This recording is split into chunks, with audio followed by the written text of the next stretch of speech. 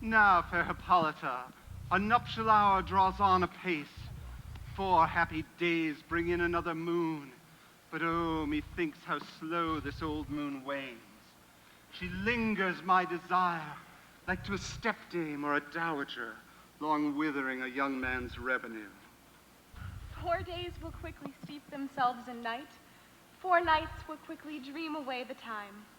And then the moon, like to a silver bow new bent in heaven, shall behold the night of our solemnities. Go, Philostrate, stir up the Athenian youth to merriment. Hippolyta, I wooed thee with my sword, and won thy love, doing thee injury. But I will wed thee in another key, with pomp, with triumph, and reveling. Oh, happy be Theseus, our renowned Duke. Thanks, good Aegeus. What is the news with thee? Full of vexation come I with complaint against my child, my daughter Hermia. Stand forth, Demetrius. My noble lord, this man hath my consent to marry her.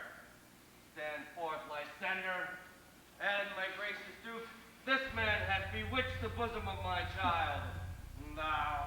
Thou, Lysander, thou hast given her rhymes and interchanged love tokens with my child.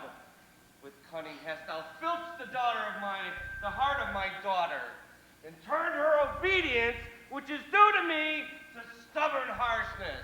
And my gracious Duke, be it so she will not here before your grace consent to marry with Demetrius, I beg the ancient privilege of Athens. As she is mine, I may dispose of her, which shall be either to this gentleman or to her death, according to our law, immediately provided in that case. What say you, Hermia? Be advised, fair maid. To you, your father should be as a god. Demetrius is a worthy gentleman. So is Lysander. In himself he is, but in this kind, wanting your father's voice, the other must be held the worthier. I would that my father looked but with my eyes. Rather, your eyes must with his judgment look. I do entreat your grace to pardon me. I know not by what power I am made bold, nor how it may concern my modesty in such a presence here to please my thoughts. But I beseech your grace that I may know the worst that may befall me in this case if I refuse to wed Demetrius. Either to die the death, or to abjure forever the society of men. Therefore, fair Hermia, question your desires, know of your youth, examine well your blood, whether if you yield not to your father's choice, you can endure the livery of a nun. So will I grow, so live, so die, my lord, ere I will my virgin patent up unto his lordship, whose unwished yoke my soul consents not to give sovereignty. Take time to pause, and at the next new moon, the sealing day betwixt my love and me, an everlasting bond of fellowship, upon that day either prepare to die for disobedience to your father's will, or to wed Demetrius as he would, or on Diana's altar to protest for austerity and single life. Relent, sweet Hermia. And Lysander, yield thy crazed title to my certain right. You have her father's love. Let me have Hermia's. Do you marry him? Scornful Lysander! True he hath my love, and all that is mine, my love shall render him. And she is mine, and all my right of her I do estate unto Demetrius. I am, my lord, as well derived as he, as well possessed. My love is more than his. My fortunes every way as fairly ranked, if not with vantage as Demetrius. And, which is more than all these boasts can be, I am beloved of beauteous Hermia. Why should not I then prosecute my right? Demetrius, I'll avouch it to his head, made love to Nadar's daughter Helena and won her soul. And she, sweet girl, devoutly dotes in idolatry upon this spotted and inconstant man. I must confess that I had heard as much, and with Demetrius meant to have spoke thereof. But being overfilled with self-affairs, my mind did lose it. But come, Demetrius, and Aegeus, come. You shall go with me. I have some private schooling for you both. As for you, fair Hermia, look to arm yourself to fit your fancies to your father's will, or else the law of Athens yields you up, which we by no means may extenuate, either to death or to a vow of single life. Come, my Hippolyta. What cheer, my love? How now, my love? Why is your cheek so pale? How chance the roses there do fade so fast? Belike for want of rain, which I could well beteem them from the tempest of my eyes. Then let us teach our trial patience, because it is a customary cross, as due to thoughts and dreams and sighs and wishes and tears poor fancies following. A good persuasion. Therefore hear me, Hermia. I have a widow aunt, a dowager of great revenue, and she hath no child. From Athens, her house is removed 7 leagues, and she respects me as her only son. There, my sweet Hermia, will I marry thee. And to that place the sharp Athenian law cannot pursue us. If thou lovest me then, steal forth thy father's house tomorrow night, and there, in the wood, a league without the town, there will I stay for thee. My good Lysander, tomorrow truly will I meet with thee. Keep promise, love. Here comes Helena.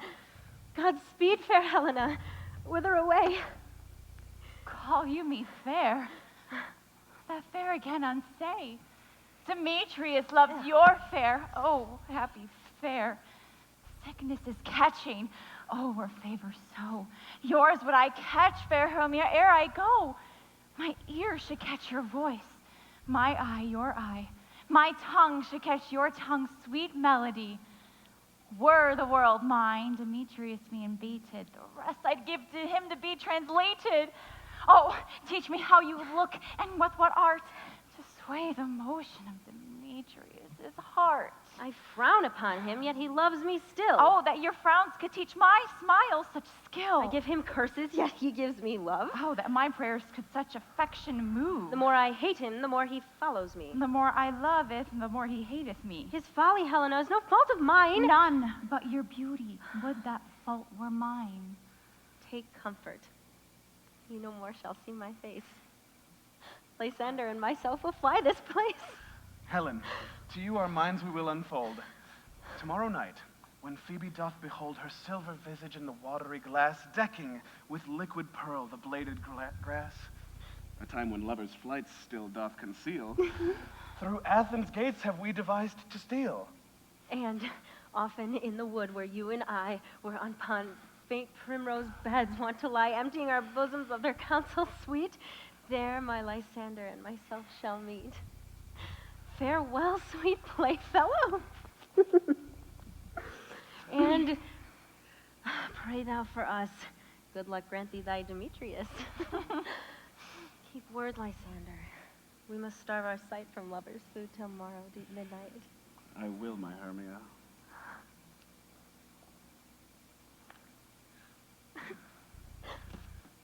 Helena, adieu. As you on him, Demetrius, dote on you. How happy some or other some can be. Through Athens, I am thought as fair as she, but what of that? Demetrius thinks not so. He will not know what all but he do know. And as he errs, doting on Hermia's eyes, so I, admiring of his qualities, things base and vile, holding no quantity. Love can transpose to form and dignity.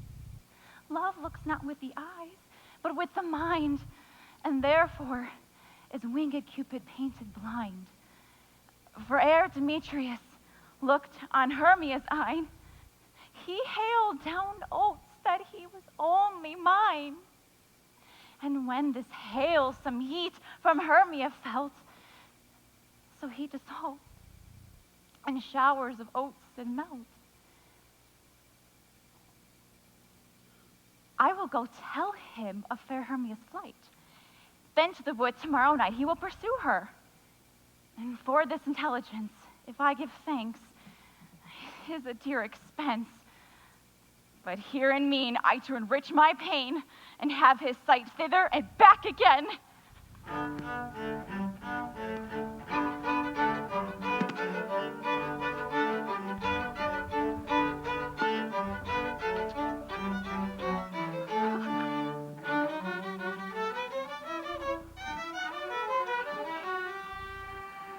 Is all our company here? You were best to call them generally, man by man, according to the script. Here is the scroll of every man's name thought fit throughout all of Athens to play in our interlude before the Duke and the Duchess on his wedding day at night.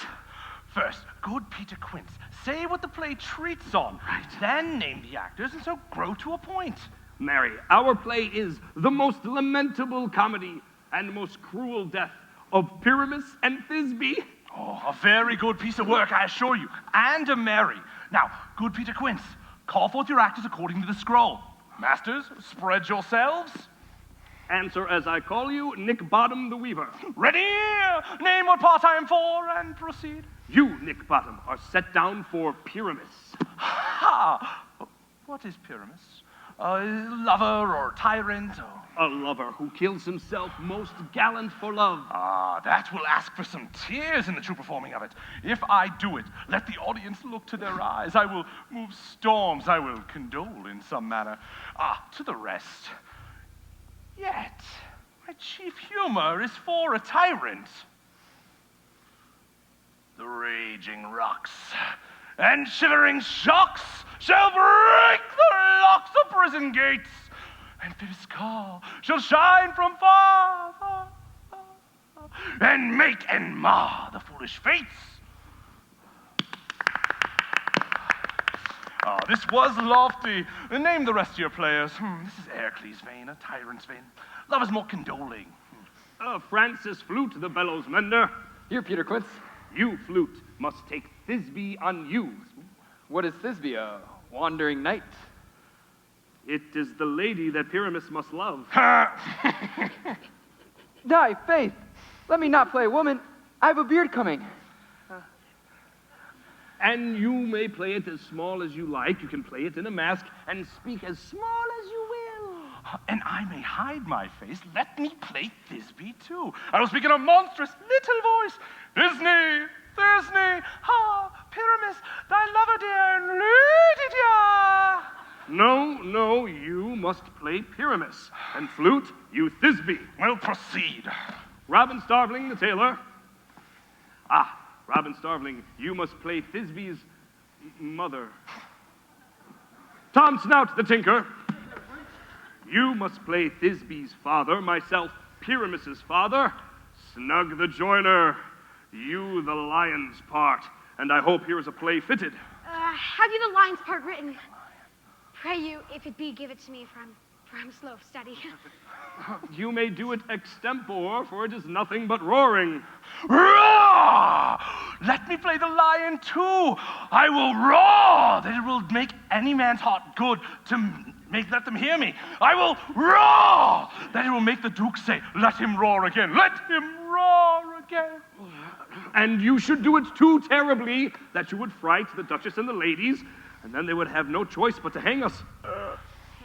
I grant you, friends, if that you should fright the ladies out of their wits, they would have but no discretion to hang us. But I will aggravate my voice, and I will roar you as gently as any sucking dove. I will roar you, and 'twere any nightingale. You can play no part but Pyramus.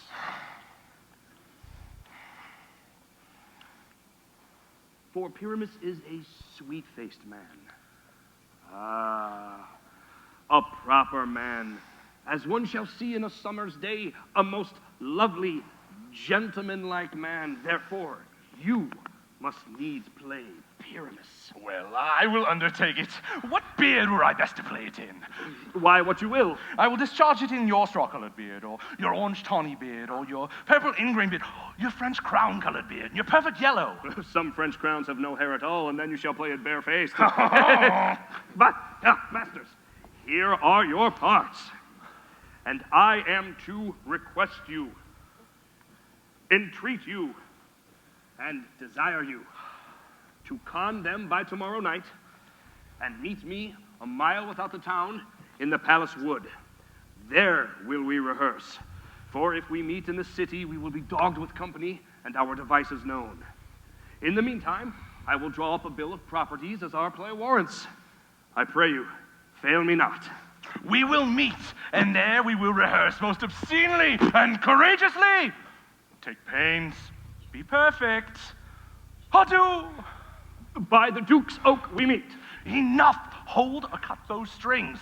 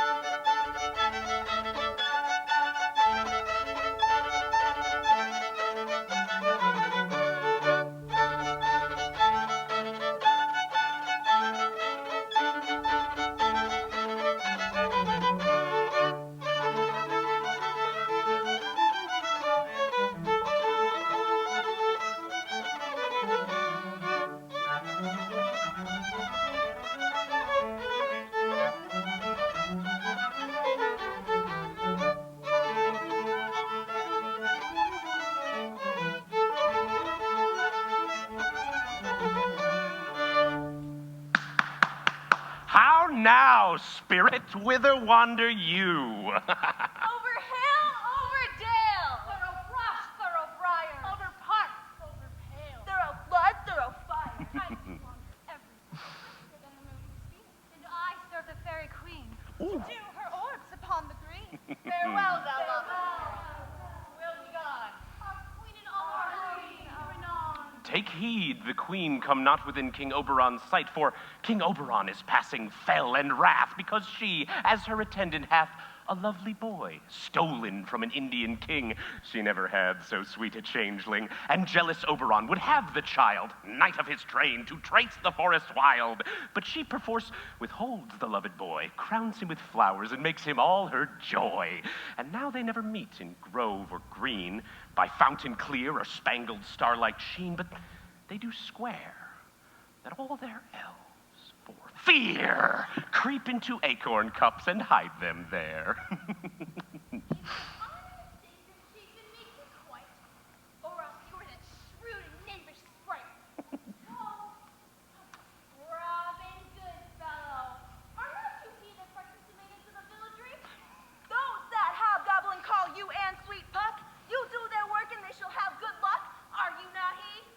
Thou speakest aright. I am that merry wanderer of the night. But room, fairy, here comes Oberon. Here, my mistress, would that he were gone. Ill met by moonlight, proud Titania. What? Jealous Oberon, fairies, skip hence. I have forsworn his bed and company. Tarry, rash wanton. Am not I thy lord? Then I must be thy lady. But I know when thou was stolen away from fairyland, and in the shape of Corin sat all day, playing on pipes of corn and versing love to amorous Phillida. Why art thou here? Come from the farthest steppe of India? What hath forsooth the bouncing Amazon, your buskin mistress, and your warrior love, that Theseus must be wedded, and you come to give their bed joy and prosperity? How canst thou thus? For shame, Titania, glance at my credit with Hippolyta, knowing I know thy love to Theseus. These are the forgeries of jealousy. Never since the middle summer spring met we on hill and dale, forest or mead, by paved fountain or by rushy brook, or in the beached margin of the sea, to dance our ringlets to the whistling wind. But with thy brawls thou hast disturbed our sport. Therefore the wind, piping to us in vain, as in revenge have sucked up from the sea contagious fogs, which, falling in the land, have every pelting river made so proud that they have overborne their continents. Therefore the moon, the governess of the floods, pale in her anger, washes all the air, the rheumatic diseases do abound. In thorough vista's temperature, we see the seasons alter. The hoary-headed frosts fall in the fresh lap of the crimson rose. The spring, the summer, the childing autumn, the angry winter change their wonted liveries. And the mazed world by their increase now knows not which is which. And this same progeny of evils comes from our debate, from our dissension. We are their parents and original. Do you amend it then? It lies in you. Why should Titania cross her Oberon? I do but beg a little changeling boy to be my henchman. Set your heart at rest. The fairyland buys not the child of me. His mother was a votress of my order, and in the spiced Indian air by night, full often hath she gossiped by my side, and sat with me on Neptune's yellow sands, marking the embarked traders on the flood. But she, being mortal of that boy, did die, and for her sake do I rear up her boy, and for her sake I will not part with him. How long within this wood intend you stay?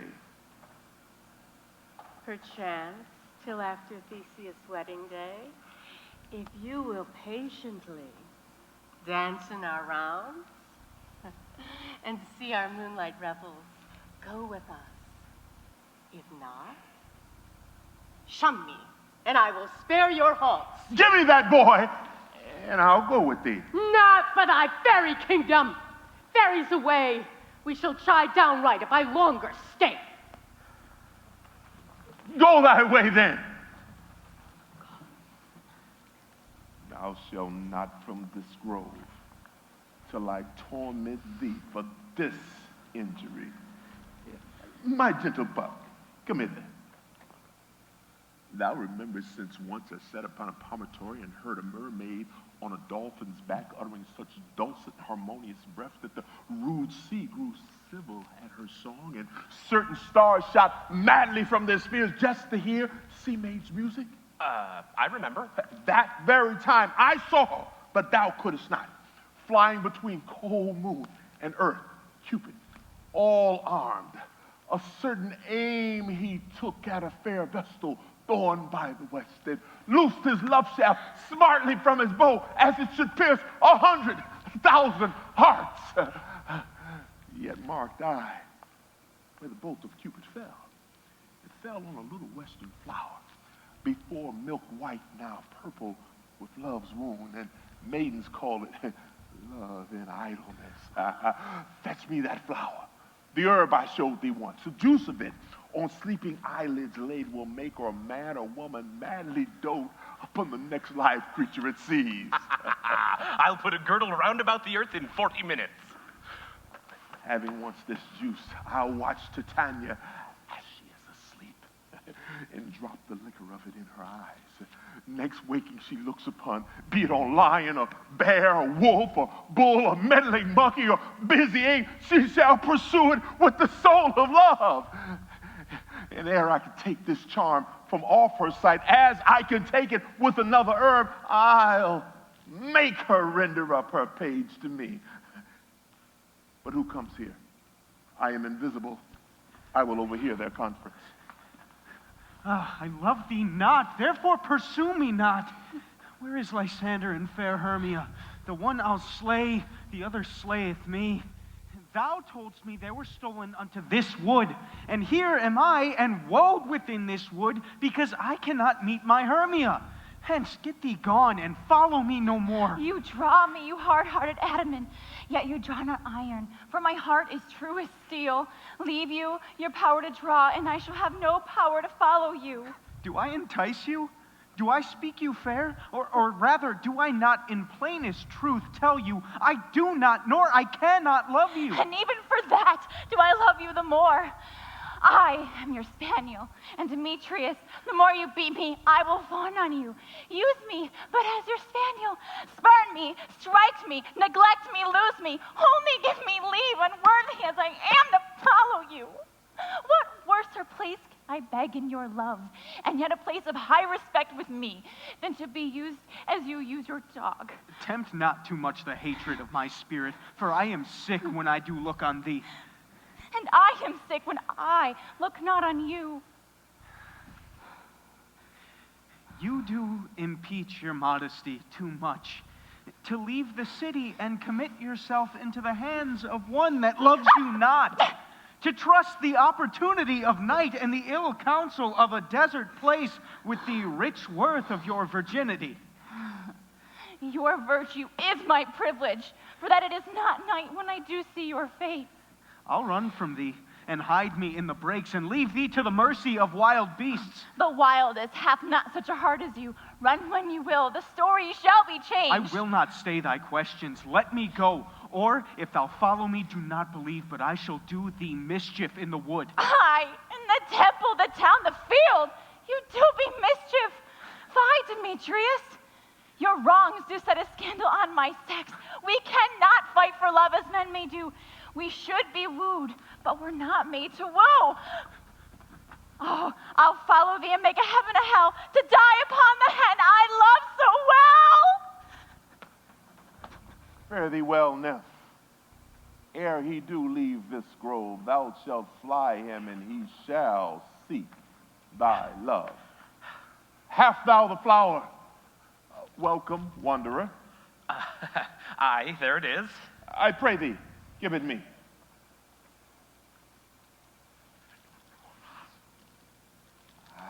I know a bank where the wild thyme blows, where oxlips in the nodding violet grows, quite over canopied with luscious woodbine, with sweet musk roses and with eglantine. There sleeps Titania some time of the night, lulled in these flowers of dances and delight. And with the juice of this, I'll streak her eyes and make her full of hateful fantasies. Take thou some of this and seek through this grove. Sweet Athenian ladies in love with a disdainful youth. Anoint his eyes, but do it when the next thing he espies may be the lady. Thou shalt know the man by the Athenian garment he hath on, but affect it with some care, that he may prove more fond of her than she upon her love. Look thou, meet me ere the first cock crow. Fear not, my lord, your servant shall do so.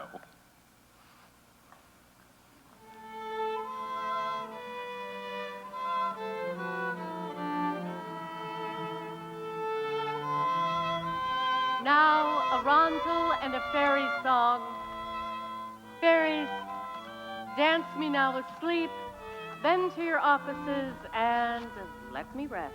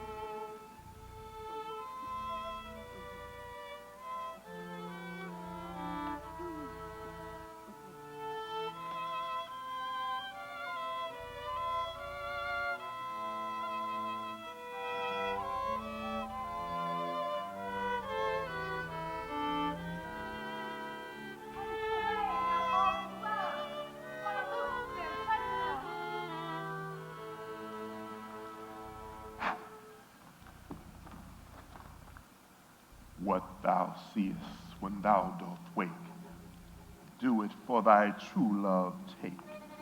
Love and languish for his sake. Be it ounce or cat or bear, part or boar with bristled hair, in thy eye that shall appear when thou wakest. It is thy dear wake when some vile thing is near.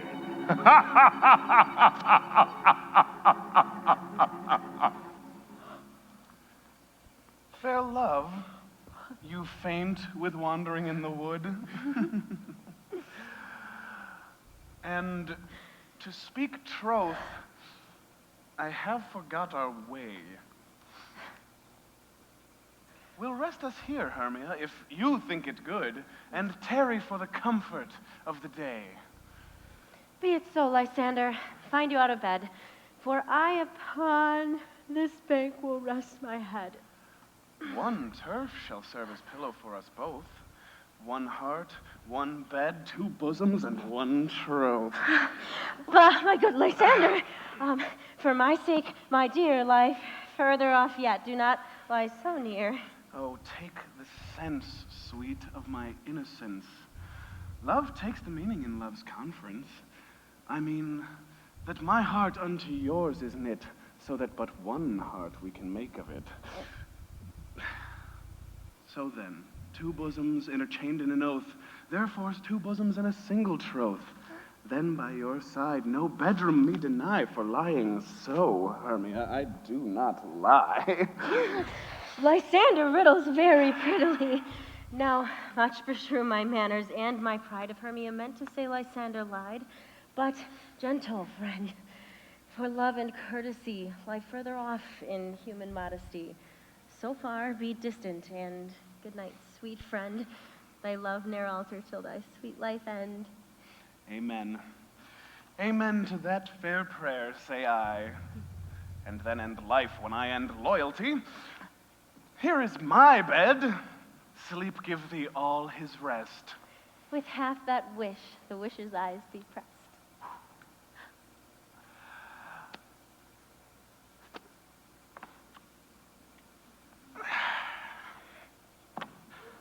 Through the forest have I gone, but Athenian found I none, on whose eyes I might approve this flower's force in stirring love. Night and silence! Who is here?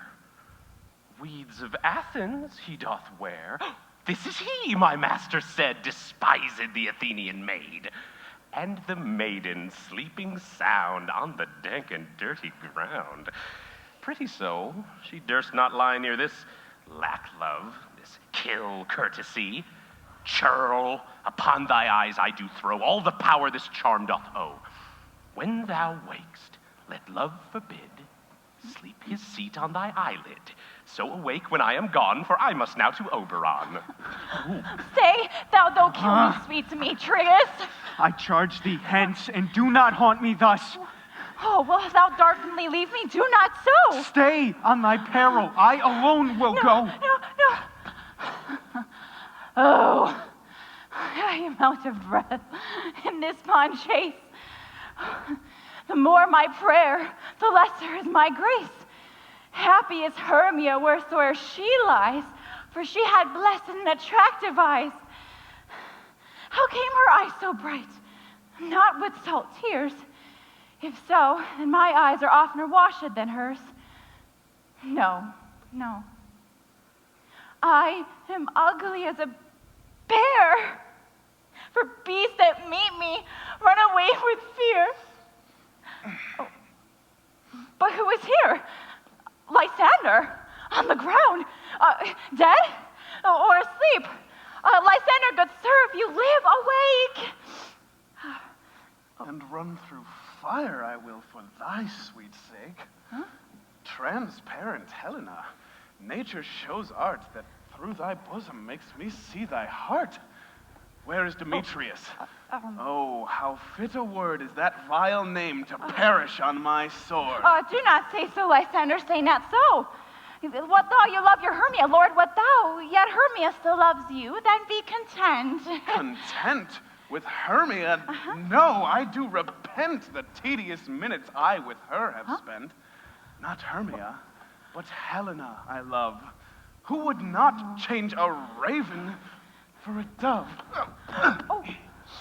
The will of man is by his reason swayed, and reason says that you are the worthier maid. Wherefore was I to this keen mockery born? When at your hands did I deserve such scorn? It is not enough. 'Tis not enough, young man. good troth, you do me wrong. Good sooth, you do. In such disdainful manner mean to woo. Oh, that a lady of one man refused, should of another therefore be abused. She sees not Hermia? Hermia, sleep thou there, and never mayst thou come Lysander near. And all my powers address your love and might to honor Helen and to be her knight.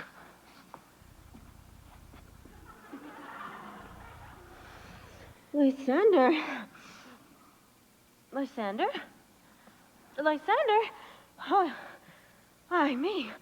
Lysander, look how I do quake with fear. Lysander? What? Removed? Lysander, Lord? Out of hearing, gone, no sound, no word? Lysander? Lysander!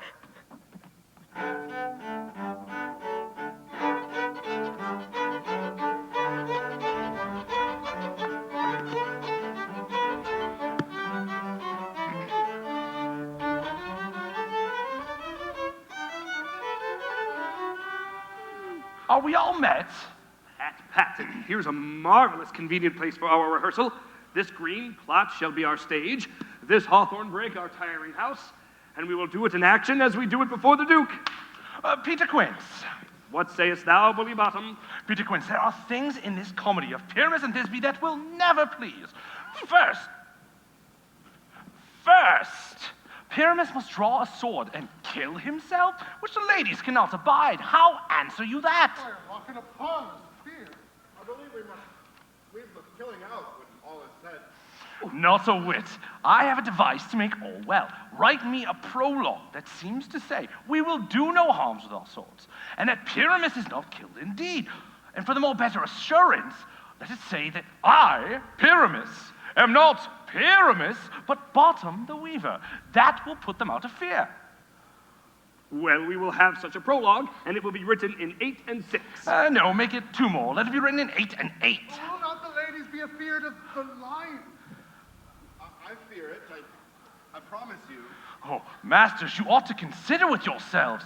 To bring in, God shield us, a lion amongst ladies is a most dreadful thing.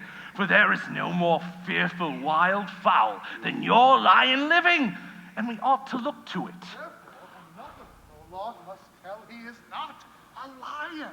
Nay, you must name his name, and half his face must show through the lion's neck, and he must speak through saying thus, or to the same defect, ladies, or fair ladies, I would wish you, or I would request you, or I would entreat you not to fear, not to tremble, my life for yours. If you think I come hither as a lion, whew, 'twere pity on my life. I am no such thing. I am a man, as other men are. And let him name his name and tell them plainly he is Snug the Joiner. Well, it shall be so. But there are 2 hard things. The first, to bring moonlight into the chamber, for Pyramus and Thisbe, you know, do meet by moonlight. Doth the moon shine the night we play our play? A calendar. Look in the almanac. Find out moonshine. Find out moonshine.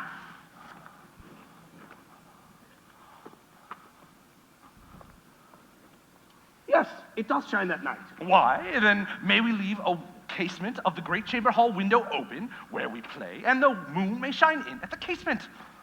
Aye. Or else some man must come in with a lanthorn or bush of thorns, and he must say that he is to present or to disfigure the person of moonshine. But there is another thing. To bring a wall into the great chamber, for Pyramus and Thisbe says the story do speak through the chink of a wall. We can never bring in a wall. What say you, Bottom? Some man or other must present wall, and let him have some rough cast or loam about him to signify wall. And he shall hold his fingers thus, and through this cranny shall Pyramus and Thisbe whisper. Oh. Well, if that may be, then all is well. Come, every mother's son, sit down and rehearse your parts. Pyramus, you begin. You are to speak your speech all at once, and then enter into that break. And so every man according to his cue. What hempen homespuns have we swaggering here, so near the cradle of the fairy queen? What? A play toward? I'll be an auditor, an actor too, perhaps, if I see cause.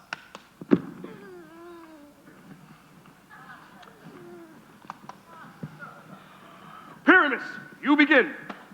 Thisbe, stand forth. The flowers of ode your savor sweet. Odorous. Odorous, odorous, savored sweet. So hath thy breath, my dearest Thisbe dear. But hark, a voice. Stay thou but here a while, and by I will to thee appear. A stranger Pyramus than e'er played here. Must I speak now? Aye, marry, must you, for you see he goes but to see a noise that he has heard, and is to come again. Most radiant Pyramus, most lily-white of hue, of color like the red rose on triumphant briar, most frisky and eke, most lovely Jew, as truest horse that yet would never tire. I'll meet thee, Pyramus, at Ninny's tomb. Ninus's tomb, man. Ninus's tomb. Why, that you must not speak yet. That you answer to Pyramus. You say all your parts at once, cues and all. Pyramus, enter. Your cue is past. It is would never tire.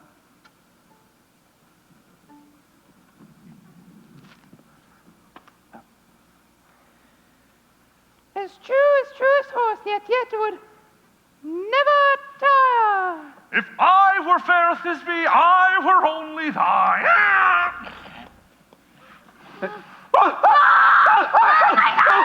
Monsters, strange! Oh, my masters!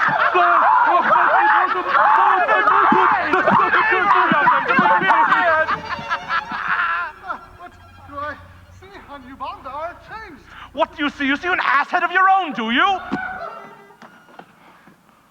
Well, this is a knavery of them to make me afeard, to make an ass of me, to fright me, if they could. But I will not stir from this place, do what they may. I will walk up and down here, and I shall sing that they will hear I'm not afraid.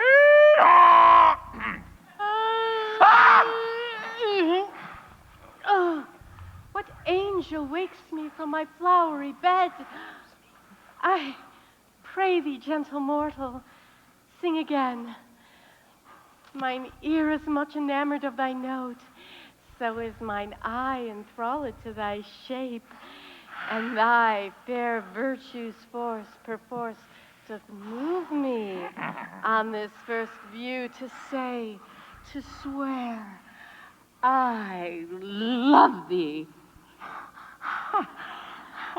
Methinks, mistress, you have very little reason to say that. And yet, to say the truth, love and reason keep very little company nowadays. Thou art as wise as thou art beautiful. Neither, not so. But if I have wit enough to get out of these woods, I have enough to serve mine own turn. Out of these woods do not desire to go. Thou shalt remain here, whether thou wilt or no. I am a spirit of no common rate, and summer build a tent upon my state, and I do love thee. Therefore go with me. I'll give thee fairies to attend on thee, and they shall fetch thee jewels, and sing while thou on perfect flowers dost sleep. And I will purge thy mortal grossness so that thou shalt like an airy spirit go. Peace blossom, cobweb, moth, and mustard seed. Where shall we go? kind and courteous to this gentleman, hop in his walks and gambol in his eyes, and pluck the wings of painted butterflies to fan the moonbeams from his sleeping eyes. Nod to him, elves, and do him courtesies. Hail, mortals! I cry your worship's mercy heartily. I beseech your worship's names.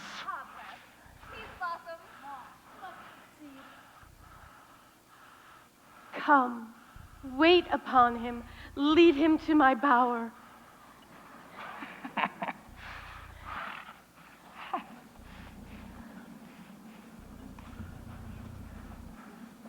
The moon, methinks, looks with a watery eye, and when she weeps, weeps every little flower, lamenting some enforced chastity. Tie up my love's tongue, bring him silently. I wonder if Titania be awake then. What it was next that came into her eyes, she must dote on in extremity. Here comes my messenger. How now, mad spirit? What night rule now about this haunted grove? My mistress with a monster is in love. Near to her close and consecrated bower, while she was in her dull and sleeping hour, a crew of patches, rude mechanicals that work for bread upon Athenian stalls, were met together to rehearse a play intended for great Theseus' nuptial day. The shallowest thick skin of that barren sort, who Pyramus presented in their sport, forsook his scene and entered in a break, when I did him a disadvantage take. An ass's knoll I fixed it on his head. Anon, his Thisbe must be answered, and forth my mimic comes when they him spy. Like wild geese, the creeping fowler eye sever themselves and madly sweep the sky. I led them on in this distracted fear and left sweet Pyramus translated there, when in that moment, so it came to pass, Titania waked and straightway loved an ass. This falls out better than I could devise, but hast thou yet latched the Athenian's eyes with the love juice as I did bid thee do? I took him while sleeping. That is finished too. And the Athenian woman by his side, that when he waked, of force she must be eyed. Stand close. This is the same Athenian. This is the woman, but not this the man. Oh, why rebuke you him that loves you so? Lay breath so bitter on your bitter foe. Now I but chide, but I should use thee worse. For thou, I fear, hast given me cause to curse. If thou hast slain Lysander in his sleep, being horseshoes in blood, plunge into the deep and kill me too. It cannot be but thou hast murdered him. So should the murderer look, so dead, so grim. So should the murdered look, and so should I. Pierce it through the heart with your stern cruelty, while you, the murderer, look as bright, as clear, as yonder Venus in her glimmering sphere. What's this to my Lysander? Where is he? Oh, good Demetrius, wilt thou give him me? Well, I'd rather give his carcass to my hounds. Out, dog! Out, cur! Thou drivest me past the bounds of maiden's patience. Hast thou slain him, then? Henceforth be never numbered among men. Oh, once tell true, if even for my sake. Durst thou looked upon him being awake? And hast thou killed him sleeping? Oh, brave touch! Could not a worm and adder do so much? You spend your passions on a misprized mood. I am not guilty of Lysander's blood, nor is he dead for aught that I can tell. I pray thee, tell me then that he is well. And if I could, what should I get there for? The privilege never to see me more, and from thy hated presence part I so. See me no more, whether he be dead or no. There is no following her in this fierce vein. Here, therefore, for a while I shall remain. So sorrow's heaviness doth heavier grow. For debt that bankrupt sleep doth sorrow owe, which now in some slight measure it will pay, if for his tender here I take some stay. What hast thou done? Thou hast mistaken quite, and laid the love juice on some true love sight. Of thy misprison must perforce ensue some true love turn, not a false turn true. Then fate o'errules that one man holding troth, a million fail, confounding oath on oath. About the wood, go swifter than the wind. Helen of Athens look thou find, all fancy sick she is, and pale of cheer, with sighs of love that cost the fresh blood dear. By some illusion, see thou bring her here. I'll charm his eyes against she do appear. I go, look how I go. Oh, swifter than arrow from Tartar's bow. Flower of this purple dye, hid with Cupid's archery, sink in apple of his eye, when his love he doth espy.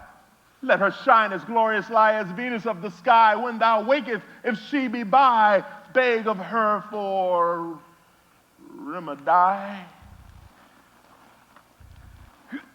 Captain of our fairy band, Helena is here at hand, and the youth, mistook by me, pleading for a lover's fee. Shall we their fond pageant see? Lord, what fools these mortals be! Stand aside, the noise they make will cause Demetrius to wake. Then we'll two at once woo one. That must needs be sport alone, and these things do best please me that befall preposterously. Why should you think I should woo in scorn? Scorn and derision never come in tears.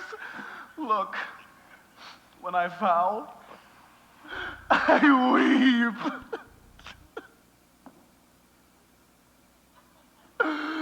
And vows so born in their nativity, all truth appears. How can these things in me seem scorn to you, bearing the badge of faith to prove them true? You do advance your cunnings more and more when truth kills truth. Oh, devilish holy fray, these vows are Hermia's. Will you give her o'er? Weigh oath with oath, and you will nothing weigh.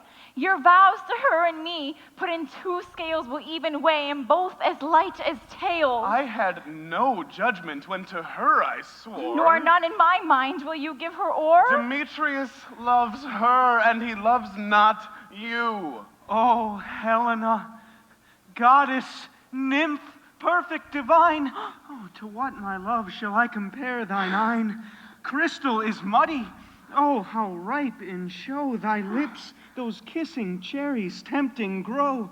When thou hold'st up thy hand, oh, let me kiss this princess of pure white, this seal of bliss. Oh, spite. Oh, hell! I see you are all bent to set against me for your merriment. If you were civil and knew courtesy, you would not do me thus much injury. Can you not hate me as I know you do?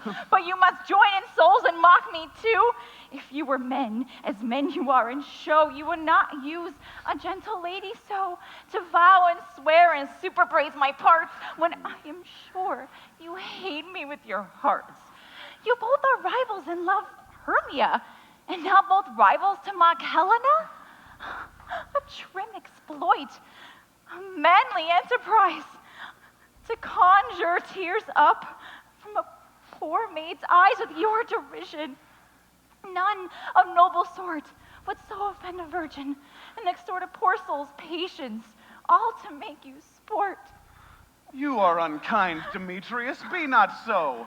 For you love Hermia. This you know, I know, and here, with all goodwill, with all my heart, in Hermia's love I yield you up my part, and yours of Helen to me bequeath, whom I do love, and will do till my death. Never did mockers waste more idle breath. Lysander, keep thy Hermia, I will none. If e'er I loved her, all that love is gone. Helen, it is not so. Disparage not the faith thou dost not know, lest to thy peril thou abide it dear. But look where thy love comes. Yonder is thy dear. Oh, what? Dark night, which from the eye its function takes, the ear more quick of apprehension makes. Wherein it doth impair the seeing sense, it gives the hearing double recompense. Thou art not by mine eye, Lysander, found. Mine ear, I think, it brought me to thy sound. But why unkindly did thou leave me so? Why should he stay, whom love doth press to go? What love could press Lysander from my side? Lysander's love, that could not let him bide. Fair Helena, who more engilds the night than all yon fiery O's and eyes of light. Why seek'st thou me? Could not this make thee know? The hate I bear thee made me leave thee so. You speak not as you think. It cannot be. Lo, she is one of this confederacy. Now I perceive they have conjoined all three to fashion this false sport in spite of me.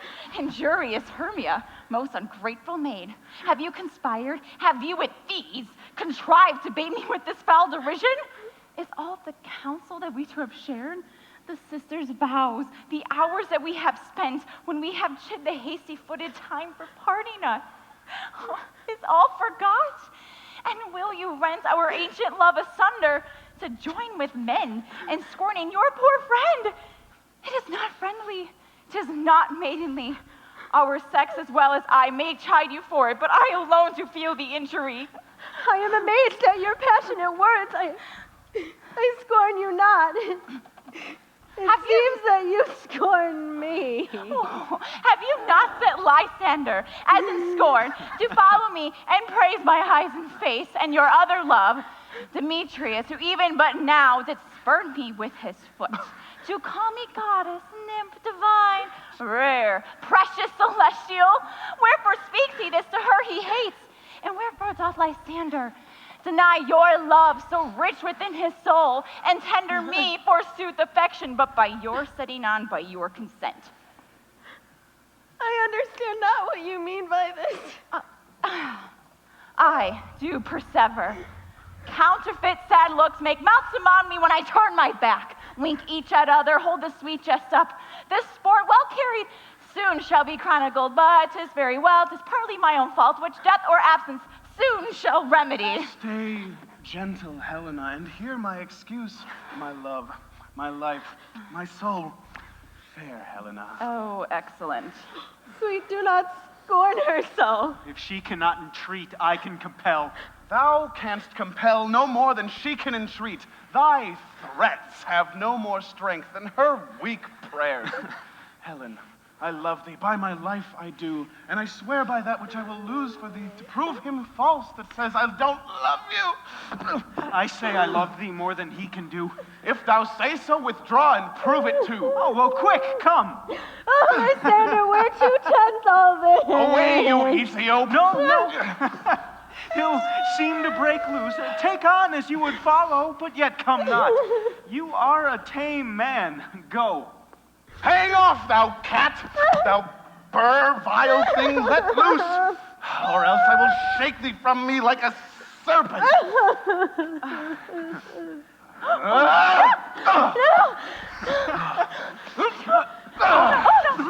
did thou grow so rude? What change is this? Sweet love! Thy love! Out, tawny Tartar! Out, loathed medicine, hated potion, hence! Do you not jest? Yes, sooth, and so do you. Demetrius, I shall keep my word with thee. I will not take your bond, for I perceive a weak bond holds you. I'll trust not your word. What? Should I hurt her? Strike her? Kill her dead? Although I hate her, I'll not harm her so. What? Can you do me greater harm than hate? Hate me? Wherefore? What news, my love? Am I not Hermia? Are you not Lysander? I am as fair as I was erewhile. Since night you loved me, yet since night you left me. Why, then you, oh, the gods forbid, you left me in earnest, shall I say? I Aye, by my life, and never did desire to see thee more. Therefore, be out of hope, question of doubt. Be certain, nothing truer. 'Tis no jest that I hate thee and love Helena. Oh, me. You, juggler. You, canker blossom. You, thief of love. What have you come in the night and stolen my love's heart from him? Finey Faith, have you no modesty, no vest, no bait of shame, no touch of bashfulness? What? Will you tear impatient answers from my gentle tongue? Fie, you counterfeit, you puppet, you.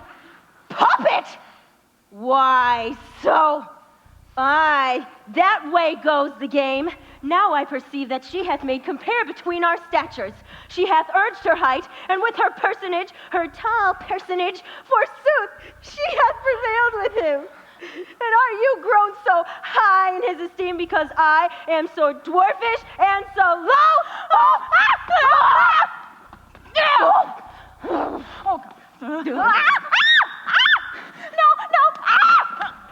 How low am I? Thou painted maypole, speak! How low am I? I am not yet so low that my nails cannot reach unto thine eye. I pray you, though you mock me, gentlemen, let her not hurt me. I was never cursed. Let her not strike me. You perhaps may think because she is something lower than myself that she can match me. Lower! Hark! Again! Good Hermia, do not be so bitter with me. I evermore did love you, Hermia. Did ever keep your counsels, never wronged you. Save that in love unto Demetrius. I told him of yourself into this wood. To Athens, why I bear my folly back and follow you no further. Let me go. You see how simple and how fond I am.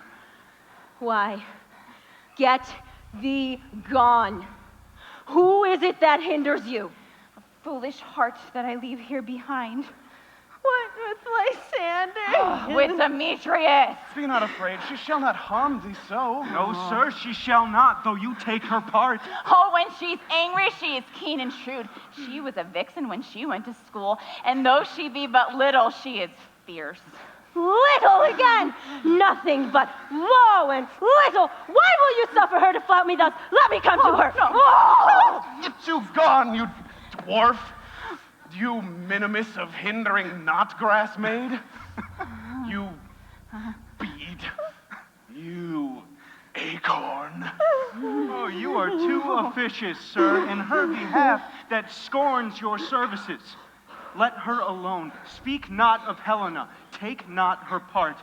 For if thou dost intend never so little show of love to her, thou shalt abide it. Now she holds me not. Now follow, if thou darest, to try who's right, of thine or mine is most in Helena. Follow, nay, I'll go with thee, cheek by Jove. No. Oh.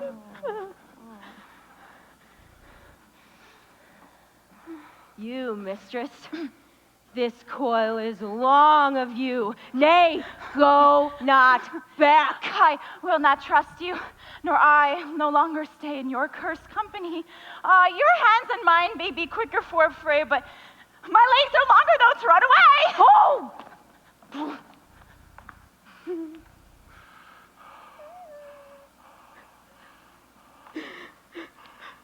I am amazed. I know not what to say.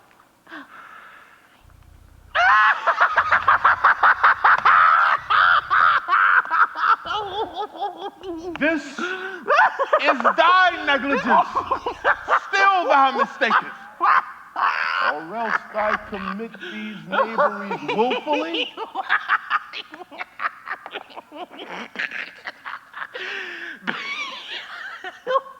Believe me, King of Shadows, I mistook.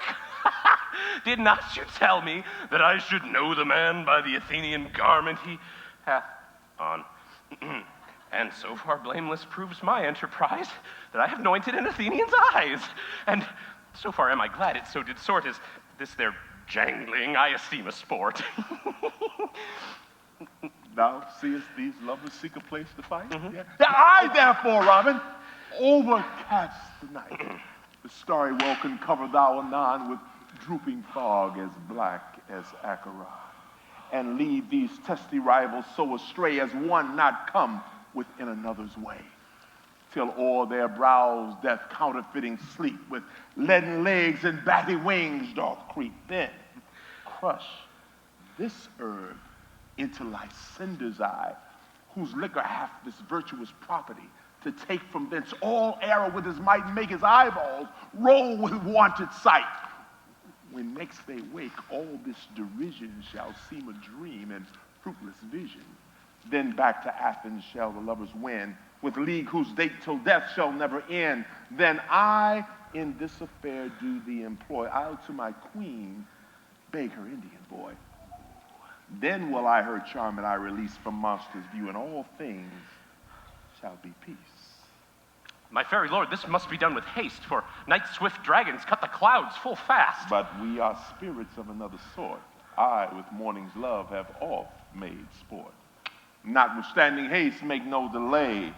We may effect this business yet ere day. Up and down, up and down. I will lead them up and down. I am feared in field and town. Goblin, lead them up and down. Here comes one.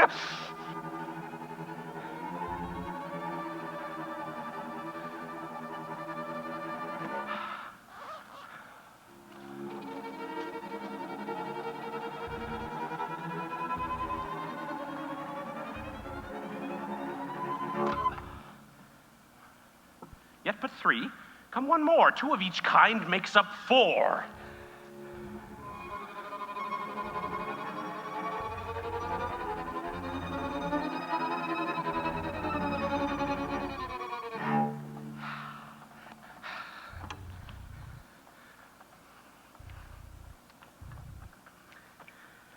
On the ground, sleep sound.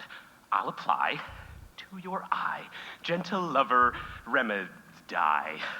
The man shall have his mare again, and all will be well.